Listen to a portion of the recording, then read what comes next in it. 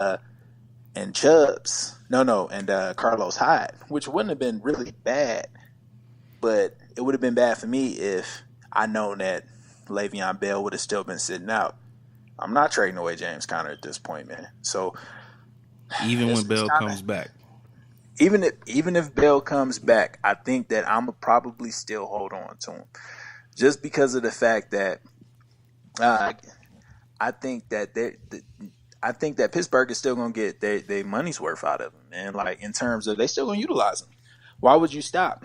Now, a True. buddy of mine, my homeboy Mike, that's out in Atlanta, he had hit me up when he had listened to the show, and I definitely appreciate his support. But that nigga love to just text me his opinions in the process of listening, in the process of listening to the show. So he listens to the show, he'll text me like, "Oh yeah, man, y'all made good sense on that. Oh, I don't agree with the Le'Veon Bell." Now he did make out a point. He said he thinks that they're gonna just use Le'Veon up, just use him up. He get hurt, he get hurt. We know we got James Conner. Get their money worth out of Le'Veon Bell. Which, from a fantasy standpoint, if you have Le'Veon, you still start him. But it's so hard to tell, man. Like I would still hold on to him. A lot of people was talking about trading him, and that's what I hear. But they was talking about trading him for the bye week because everyone, and there's all this fantasy insider, that was like, oh, Le'Veon's coming back. We know he's coming back, and his ass is doing exactly what I was doing yesterday on the couch. Probably. I'm sure he's watching football. I know he's watching football. So Right. I don't know, man. Like I would still hold on to him and see what's gonna happen. I would definitely hold on to him, but I think we was talking earlier, and he was like they might do running back by committee, like everybody else doing. You know what I'm saying? Everybody got 2 or 3 running backs, and they switch them out, or you change your pace back and all that stuff like that. They might do that, but then again, history. Well, you always look back at history and how they've been playing. Same thing with D'Angelo Williams when he was back there. Le'Veon came back, D'Angelo disappeared. So there's still that factor that Le'Veon might be as dynamic as they need and don't want to change the pace. And like you said, use him up, play the shit out of him until they can't play him no more. Now I have one more question. I think that when you do the comparison to D'Angelo Williams, he's definitely not. He wasn't putting up James Conner numbers, bro. Yeah, definitely not. Definitely not. That's what I said 2 episodes ago, that it ain't going to be the same, but the thought creeps into my mind and makes me scared about the usage. I think Pittsburgh would be stupid to allow it to be a D'Angelo Williams situation. It should be different. Because he's explosive. He's explosive. He plays very well. He can block well. I think that might have been one of the knocks on D'Angelo Williams. He wasn't blocking right in passing games, but Connor can do it all. So it would be stupid for them to just let him disappear the way they did with D'Angelo Williams. If they're not going to trade for him or do something like that situation needs to be hashed Well, they can't out. trade no more. That's why he waited till week 10. I mean, the trading deadline is tomorrow. Yeah, so that's why he waited. Yeah, so they can't trade him, but they put themselves in a situation they got to hold him. But in the off season and all of that stuff like that, it might be some moves made. Well, that's going to be up to him then. Le'Veon's free agent next year. Yeah, so it's going to be up to him. So, but I have a question for y'all. So, do you think he's worth, if you were going to make a trade in your fantasy, could you get a superstar for a superstar? Like Bell for one person that's a superstar. Would somebody trade for that? Goddamn right. I think at this point, listen, yes, at this point, he's still a top draft pick. So if I'm going to trade Le'Veon Bell to anybody in my league, don't come at me with no 2 third string people. I need a star for a star because Le'Veon's still going to be Le'Veon. I think it depends on the circumstances. So if you losing right now, if you the T money of your league and you trying to make a last minute comeback, then I'm gonna try to take some production, some instant production, because I know that it's no guarantee that I'm making it to the playoffs. Therefore, it's no guarantee that Le'Veon's gonna really help me on the back end. Mm-hmm. So you might find somebody that's desperate that you're like, yo, I need to make this push now. So I go ahead and trade him. Or you could have somebody that, or the flip side of that is you might have somebody that might be undefeated or almost undefeated. Yeah, that's who you should be targeting. Like, people with good records who trying to shore up even better what they already got and get rid of some of the dead weight. Because at this point, everybody's trying to create their playoff team. Like exactly, you trying to shore up your roster just in case anything with all the best people you can. That's what I'll be looking at to see what you can get off. Because at the end of the day, man, you could offer, just shoot that offer out there, and they don't take it. They don't take it. They take it. They take it. You know. So I mean, at the end of the day, I would try and do what's best given the situation that you're currently in. All right. You got to try something. Yeah. When you're in this situation, you got to try something. Like, I think I was what? I think I was 0-2 when I traded away Julio. I was like, I'm going to sit here and keep riding Julio. I'm going to figure out how to get some more. I still think that was a production. bad trade. It might have been a bad trade, but it's been working out for me. Yeah, but if you would have had Julio right now, you probably would have won a couple more games. Maybe.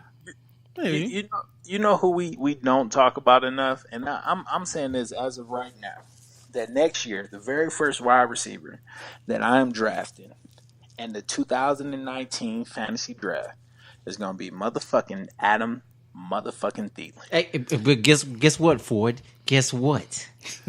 Guess fucking what? Guess who had him for the last 2 years while you just now catching up to that shit? No. I'm not catching up to him because I got him on my other league. But I take it that you have Adam Thielen on your team. I did, and I had him in your league too last year. You did, and then you know what? I'm gonna be honest with you. The numbers that Adam Thielen was putting up was crazy numbers. And that just shows how sorry of a fantasy owner you was. Because even with Adam Thielen, he got him this year too. A consistent 20-plus points every week.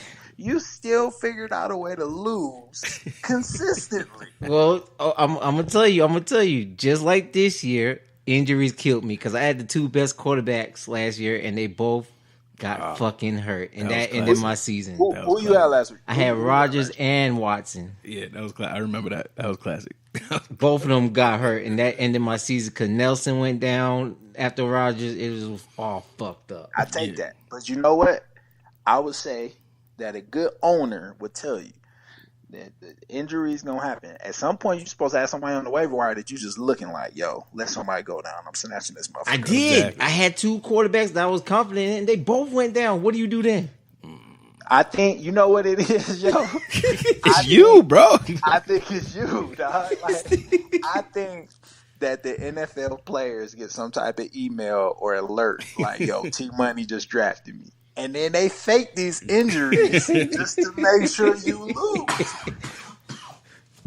All right, yo, it's like the Madden curse, but with you. Look, with you as a fantasy owner.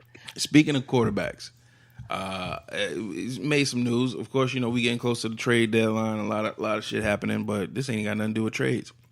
We going back to your hometown. Oh, my bad, not your hometown, but a hometown in your home, Cleveland. What do you do with Baker Mayfield, or what do you think the current situation with them dropping the head coach, dropping the offensive coordinator? Is Baker Mayfield still a good start, being that he's losing these people that have been, I guess, molding him since the beginning of the season? Is he going to thrive with the new interim head coach and all of that? Or is he going to lose value? I think, you can't lose value because at some point, Cleveland got to do something different. So Cleveland been making the habit of throwing these young quarterbacks in the game way too early and then not sticking with them and sitting them on the sideline. And I tell the kids that I coach, football is 80 to 90% mental. Yeah. You know what I mean? So if your confidence low like that take a shot on your confidence saying, yo, these guys aren't backing me. This is my first year in the league. Like, it's a lot, bro. So I would say that it would be smart for Cleveland to stick with Baker Mayfield. You say, hey, this is the quarterback we rolling with. So this is growing pains. When you take a number one draft pick as a quarterback, which is I feel like the hardest position on the field, you got to stick with him. You have to stick with him through the growing pains. And I think that he showed a lot of potential. I think he could be that quarterback of the foreseeable future.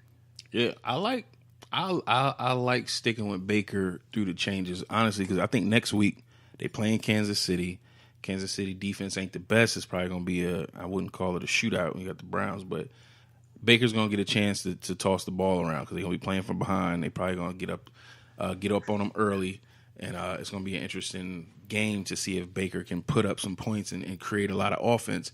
And I think with the switch, they may open it up for him. Like, I don't know how much more open it need to be or what they were holding him back from as far as play calling is concerned. But with those guys gone, who's been losing for them over the last couple of years, where one of them has, the head coach, I think it might be a little different. So I would stick with Baker Mayfield. I will play him against Kansas City. And I think he's going to put up big points next week. We're going to check that out next week. Yo, I got to disagree with you. You think he's going to do shit against Kansas City?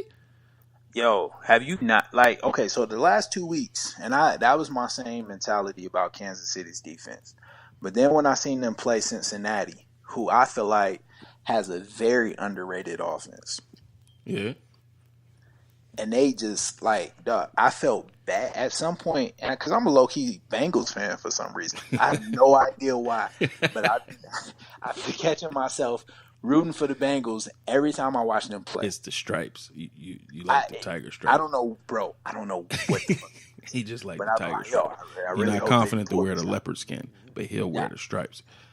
No, only old bitches wear leopard skin. Like, that's why you chose the stripes. I don't know what it is, but when I seen them beat the shit out of Cincinnati, I was in awe. I was like, wow. Yeah. And then they turned around and they held Denver. Denver wasn't putting up the numbers that I thought Denver probably would have been. So I'm not expecting that from Cleveland. See, but that's why I think it is going to happen. Like, I don't know. It's something about young players. To me, I think Baker Mayfield, he got a lot more to prove than A.J. Green and Andy Dalton. I think Andy Dalton is floating in space. He's a good quarterback. He got some great receivers that he's throwing to. I just don't feel like they're playing for anything. But how much yards do you think Baker Mayfield will put up? I think Baker Mayfield is going to put up a lot of points. I don't think they're going to win. He won't throw more than 200 yards a game. That's not going to win you next week. Look, and you know what? We're going to have to. I'm notating this right now, and you're going to have to eat your words next Monday, because I'm telling you, I don't see Baker Mayfield even in the PPR league. He's not going to do more than 15 points. Hell yeah, I agree. 15 to 20. I agree with that. I don't think so, man. Man, you wrong. I don't think so. Nigga, he has nobody to throw to. Hey, bro, I'm never wrong. Like, what are you talking about? Okay, so they got Callaway. They got Callaway back there, and then they got Jarvis Landry, of course. But you got to think. So if I'm Kansas City, and I know that we up 14, and I know they just gonna be slinging the ball. You ain't got nobody in the box, pretty much. You know what I mean? Like, and that's when you got Nick Chubb. They got too many young players, and Nick Chubb's not doing that great. I mean, he's doing okay, but he's not just that explosive running back. He's gonna break on your ass. He's not. But what I mean about when you got that much youth on your team, they don't know.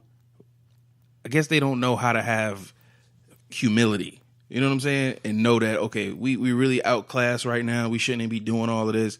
Let's just try to play a decent game. No, they're going to be going for broke. They're going to be doing what they can do. But even having Nick Chubb's on the team, so like I like Nick Chubb's, and I definitely respect his game. But you don't get no points for handoffs. Nah, you don't. But I think that's going to open up the passing game, because at some point in time they're going to say, okay, Nick Chubb shouldn't be getting off on us. Let's bring it in. If you playing from behind, you only gonna run the ball so much, because now you playing against Kansas City, and you playing against that clock. True indeed. But I mean, if they're smart, and I don't know, their defensive coordinator's taking over. If they're smart, he would know that he needs to draw in the defense. Being defensive coordinator, he'll be looking to draw the defense down to open it up for Mayfield. And that's where Nick Chubb's going to come into play. They playing in Cleveland, or are they playing in Kansas City? They are playing in Cleveland. Playing in Cleveland in front of that crowd, bro. I'm telling you, I think he's going to put up points. And I know the wife's going to be listening to this, but I still think, we're going to watch it. I'm going to watch the game. Yeah. But you going to dry her tears? I guess. I'm going to be her shoulder to lean on. I'm telling you, I think they're going to lose. I just think, Patrick Mahomes in Kansas City is way too much. We don't got